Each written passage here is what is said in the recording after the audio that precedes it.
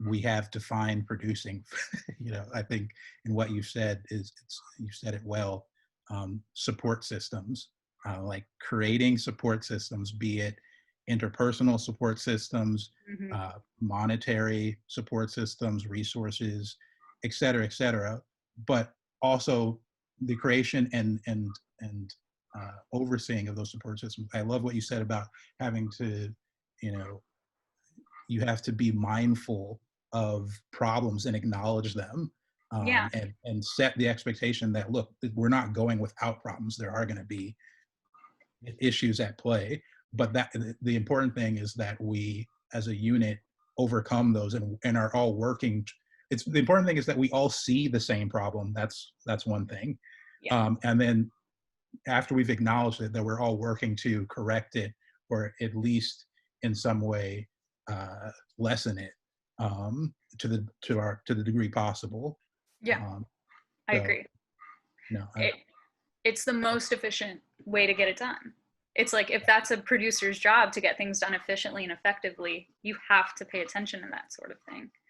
Um, and I feel like I don't know if you've ever been on a set like this, but I've been on a set where like there's someone, producer, AD or something, and they're like mumbling themselves and they're like, everything's fine, everything's fine. And it's like that makes everyone so uncomfortable yeah, and so aware that something is wrong.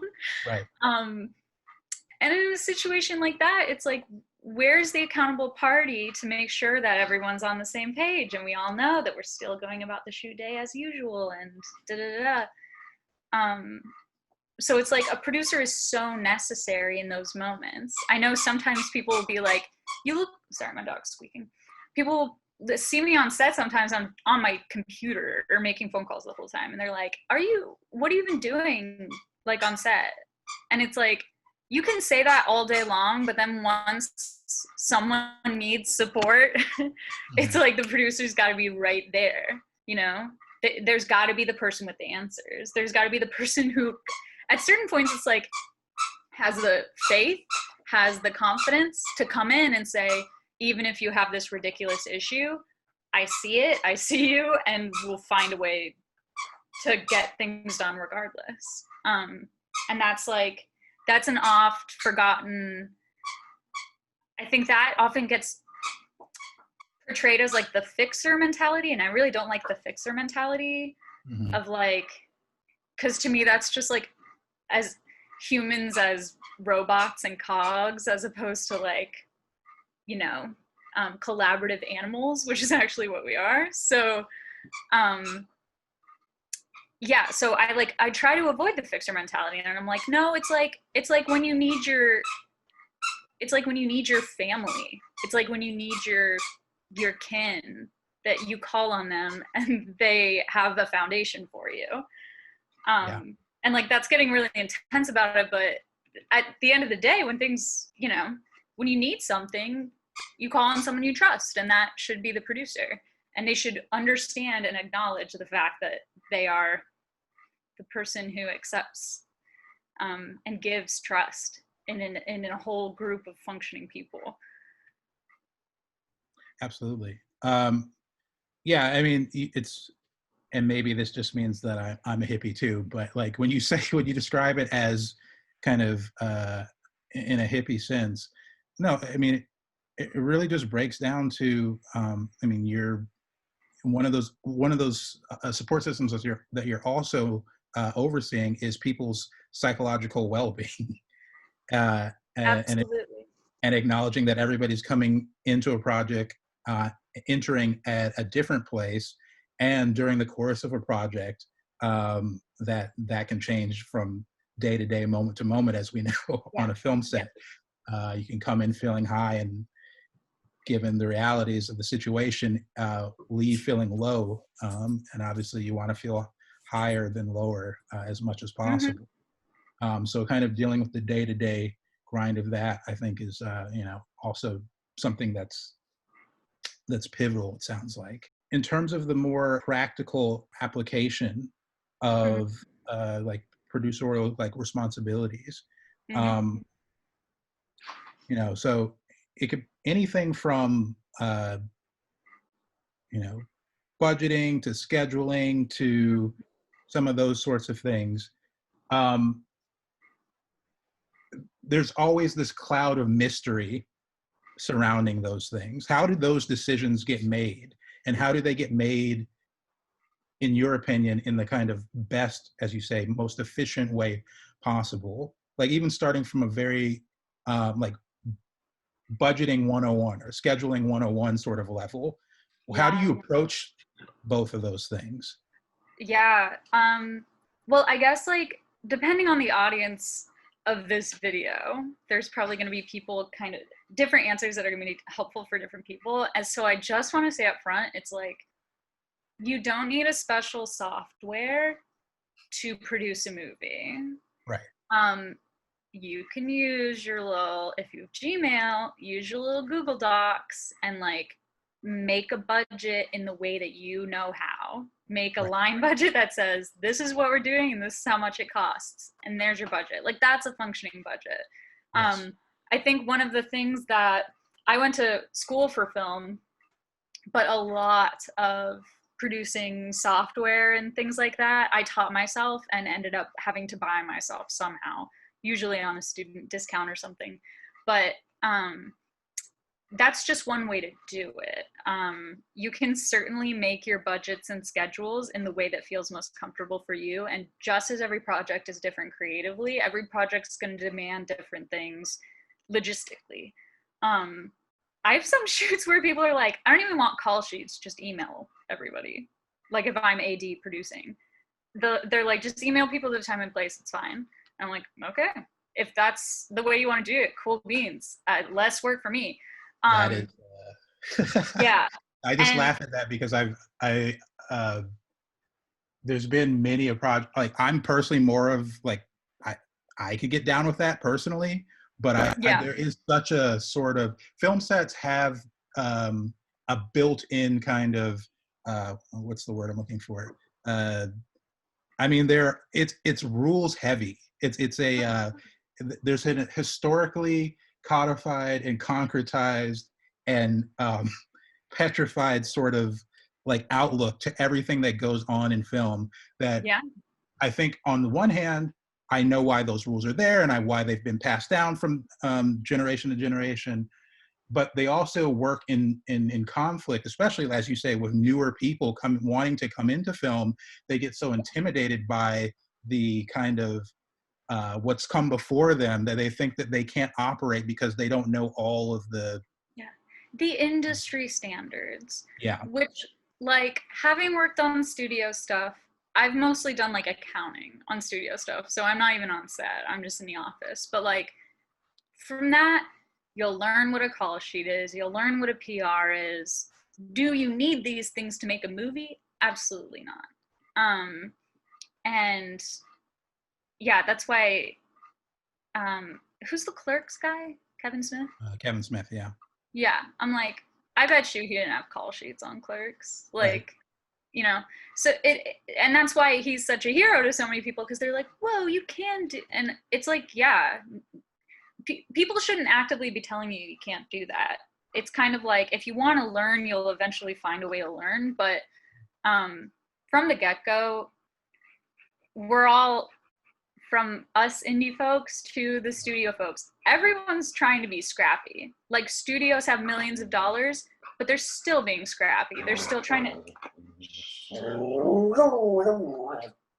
He got really excited when I got really excited. The industry standards, those logistical, you know, this is how they do it on da-da-da. Those Standard are all operating procedures. Yeah, those are all very flexible to begin with.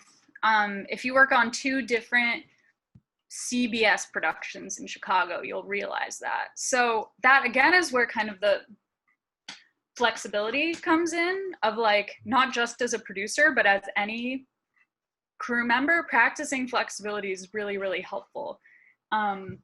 Using things as learning experiences, even if you've been in the industry for 5 years, using a new set as a learning experience as to how so-and-so likes to do things is always productive in helping yourself become more malleable to be able to work in different environments. and I'll tell you too, for like just regular crew people, behind the camera talent, which is, I actually like, I don't like using the word talent for actors. I like on-screen talent, off-screen talent. Okay, we're gonna come back to that. Okay, great. I have a lot to say there, but I don't want to throw you off your point. Great.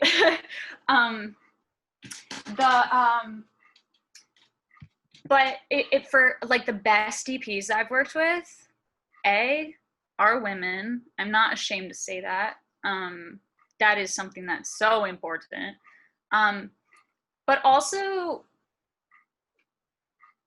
they're flexible. They're not going to be like, I need this and I need it now, which, like, honestly, when you get to union, I guess you have some kind of right to do that, but at the same time, you really are showing your stuff when you're able to take a difficult situation and make something still quality out of it. You know, because sometimes, you know, as I said, life gives you lemons. You just got to figure out a way to make some cool new kind of lemonade. Yeah, so that's like the best behind the camera talent I've worked with are really aware of that. And when you have that mindset, communication just naturally becomes very important. I have very intimate relationships with a lot of the behind the camera people that I work with consistently, actually, and with folks who I've only worked with like one time. I like to become friends with people. I think for me, like, actually my philosophy is like, I want set experiences to be enjoyable for everyone, because I believe that energy creates a good product. Yes. But I also just am so much more of an extrovert than I gave myself credit for before I started doing this work. So I'm always on like texting level with people immediately if they're comfortable with it. Calling each other at 11 p.m. totally cool. Like, I just want to make sure that when it comes to onset stress, we're negating as many like possible risk factors as possible beforehand. So communication during prep, communication during development, communication during prep, during shooting, and then at the end of the day, like saying, hey, if you know a certain scene didn't make it into the final cut, letting the wardrobe person know and being like, I know you worked really hard on this, but like we had to cut it. That's really important. And that way it doesn't end up being a stressful thing. It's like just negating those potential risk factors. Sure. And also just being a cool person. Yeah. No, that's extremely important, especially that last part of just like treating people essentially how you would like to be treated. Yeah. If there's an interpersonal fire to be put out, it's better just not to start that fire in the first place. Exactly. And oftentimes it falls on the producer to make that happen, because you have your eyes and your ears on so many different elements of production. You're probably the only person that knows about whatever, rift between this editing and this wardrobe question. Like, yes. Okay, got cut out in editorial. You're the only one who sees that and still sees the wardrobe designer out of the corner of your eye. So then you're going to go make that call. Like, it can be something that small or something really, really big and dramatic. Yeah. So you mentioned actually another kind of maybe possible place to pull more threads from. In your, especially on the more indie level, oftentimes, as you say, like a producer and an AD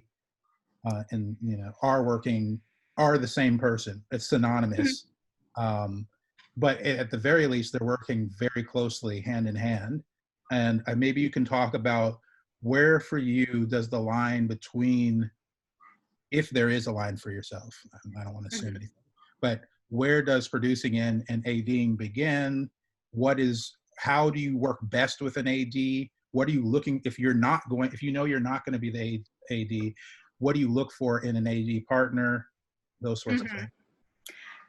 Yeah, great questions. I don't, and I can't answer any of this to like my work as an AD, because when I'm doing it, I'm like 1,000% focused on whatever is going on set, and I can't even like I'm a person who analyzes every little thing I do, but when I'm ADing, don't have time for that. So I can assume I'm an effective AD. Hopefully I can pull some people in to, you know, like, give me a thumbs up on that. But I really don't know how to speak to my own skills. But working with other people,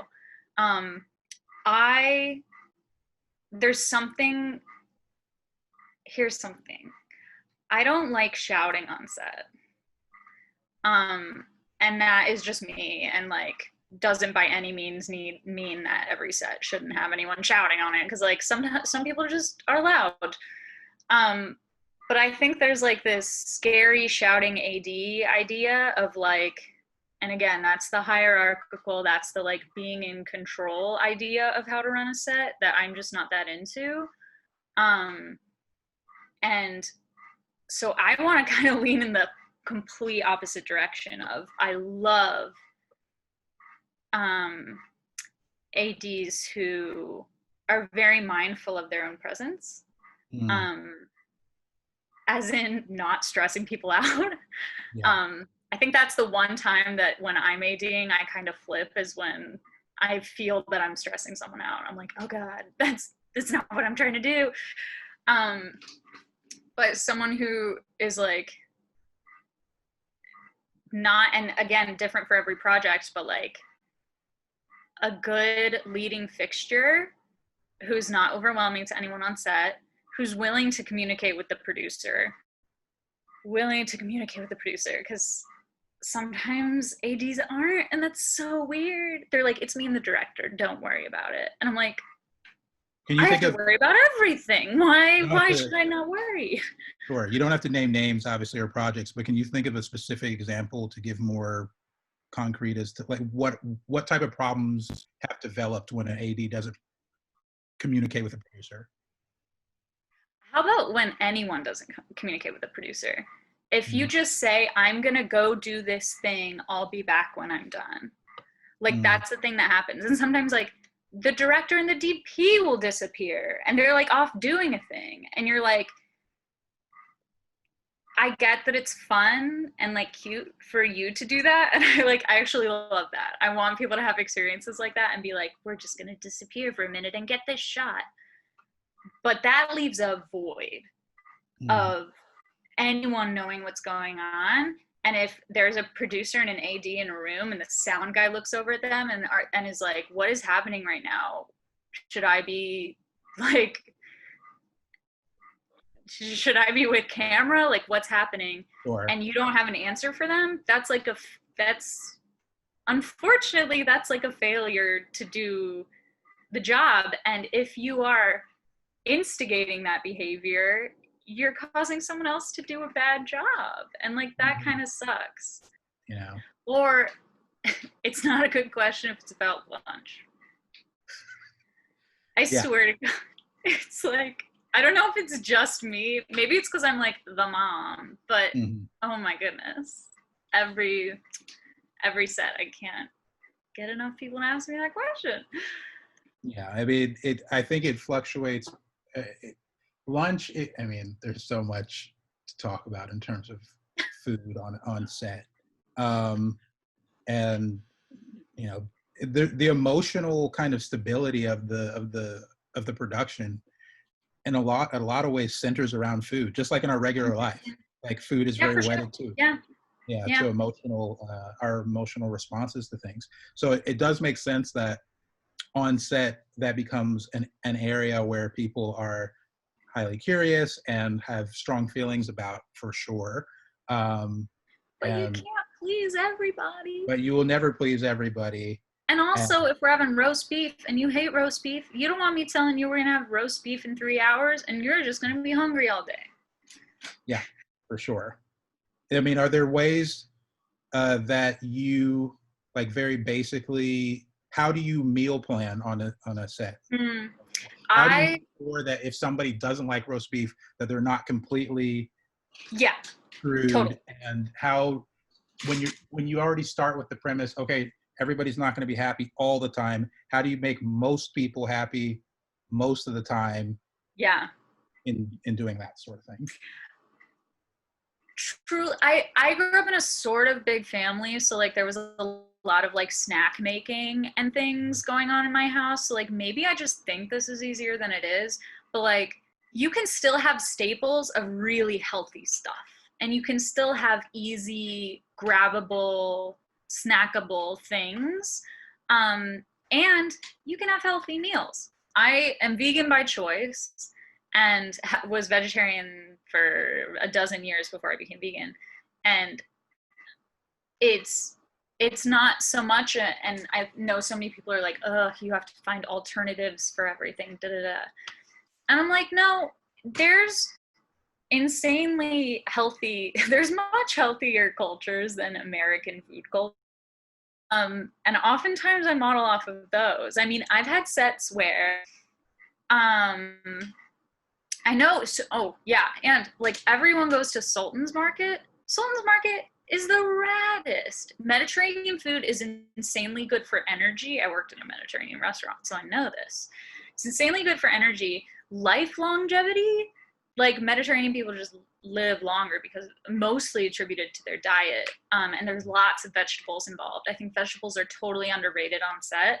There's so many ways to get veggies and enjoy it, and fruit. But I've had sets where it's like, we had and this was specifically because one of my friend's parents agreed to do catering one day, but it's like, we had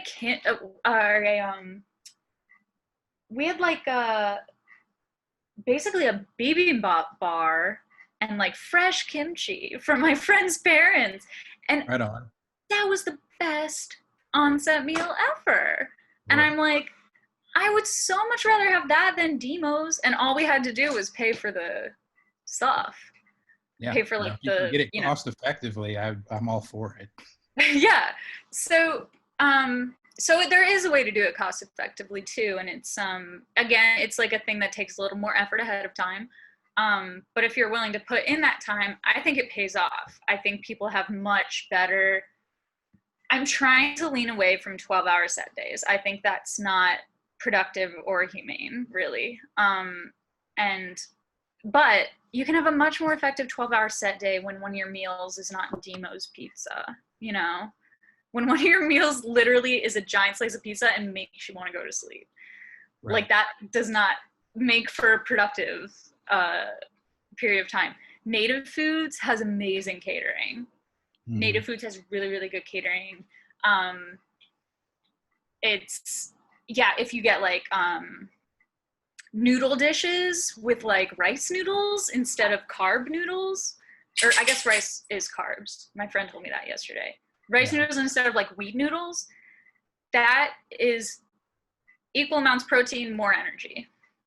It's just like, you can be mindful of those things. And really, again, I'm a hippie, so I'm like way too interested in all this stuff of like how to be vegan and healthy. But there's so much you can do when you get creative and you stray from the norm. So that, like we've been saying, there's so much to learn from being flexible, and there's so much to gain from being flexible.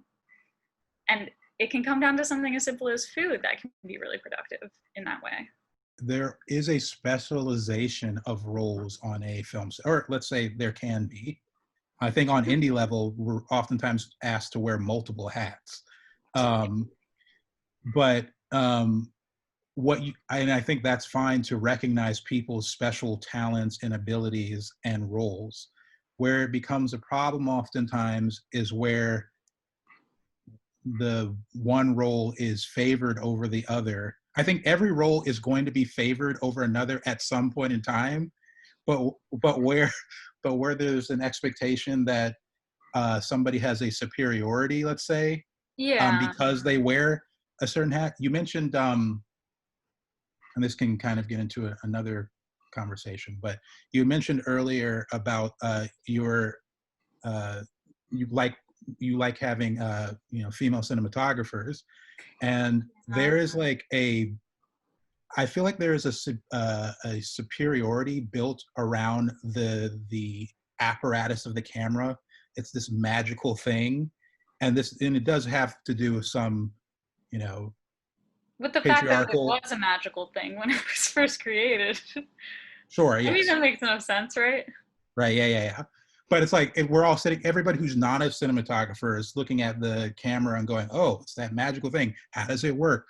What do you do to get the picture to come out of it? Is the train going to come out of the screen and kill us all?" Yes, we're all sitting there, kind of in awe of the camera, Mm, and I think that has allowed for everything from a um, a superiority complex to be built around the people who deal with the camera, namely the cinematographer and to a lesser degree, but still important, director.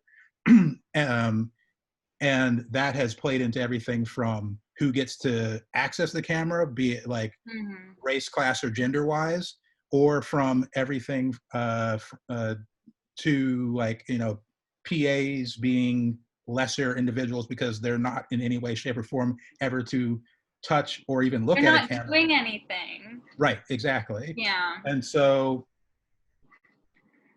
maybe speak to some of that. How do you ideologically like wed your ideal kind of notions of um, you know diversifying a set Hmm. and and um, and um, making everybody feel as though they are and can be just as important as everybody else on the set. Yeah. Yeah.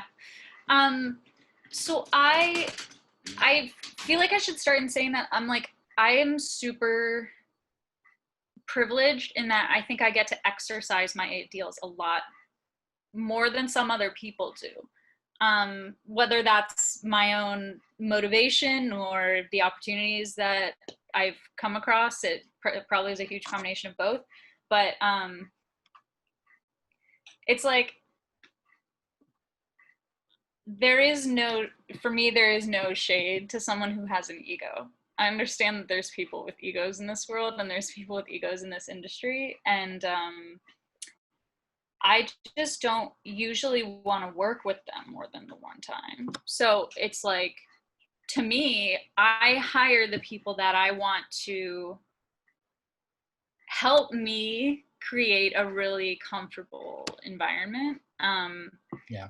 And that goes to say it's like division of labor and delegating are important parts of the job and of this industry. There are like, for whatever it's worth, like the cinematographer is the final say for what the frame is, like beyond the direct in the camera department. Hmm. The first AC is supporting the DP in doing that. So in that way, there is like technically the hierarchy um of like rank, but for me it's more about your willingness to collaborate as opposed to your ability to follow those rankings. Does that make sense? So um yeah, we can separate our positions that way, and what we're directly responsible for, but in a creative collaboration it really is an ongoing discussion, completely ongoing, particularly on set. um, so and I just find it's really tough to do that with people who think that they're, for whatever reason, like above that collaborative sea of creativity, someone who thinks that they're just like the captain of the ship up there. um it's just not productive. And like honestly, those people are productive on some sets. On some sets that works. It's just not what I'm into really. And usually, and again, it's much, I feel lucky to do that because my sets are very small. Sometimes it's like 4 people including me, so Mm. it's, and then sometimes it's like 40 people including me, but I think they're small enough and we have set the expectation for proper communication that collaboration is, um it's like valued a lot more than the like staying in your place and following the rules, that the unspoken rules of what you're supposed to be doing.